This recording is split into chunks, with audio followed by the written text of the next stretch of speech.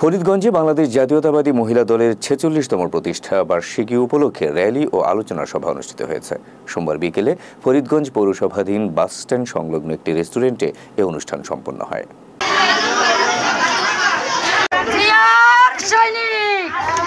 অনুষ্ঠানের শুরুতে পৌর বাসস্ট্যান্ড থেকে একটি র্যালি বের হয়ে শহরের বিভিন্ন সড়ক প্রদক্ষিণ শেষে পুনরায় সভাস্থলে এসে মিলিত হয়। উপজেলা মহিলা দলের সভাপতি রেবেকা সুলতানার সভাপতিত্বে ও পৌর বিএনপির সভাপতি আমানত হোসেন গাজীর সঞ্চালনায় অনুষ্ঠানে প্রধান অতিথি হিসেবে বক্তব্য রাখেন উপজেলা বিএনপির যুগ্ম আহ্বায়ক ও ফরিদগঞ্জ ডিগ্রি কলেজের সাবেক ভিপি মজিবুর রহমান দুলাল। এ সময় তিনি বলেন, দীর্ঘ ১৬ বছর দেশে আওয়ামী লীগ ফ্যাসিস্ট সরকার গণতন্ত্রকে হরণ করে একনায়কতন্ত্র কায়েম করেছিল। ৫ আগস্ট বৈষম্য বিরোধী ছাত্র জনতার আন্দোলনের মাধ্যমে ফ্যাসিস্ট সরকারের পতনের পর মানুষ আজ স্বাধীনভাবে কথা বলতে পারছে। এ সময় আগামী জাতীয় নির্বাচনে দলকে এগিয়ে নিতে সংগঠনের নেতাকর্মীকে আরও সুসংগঠিত হয়ে কাজ করার আহ্বান জানান তিনি।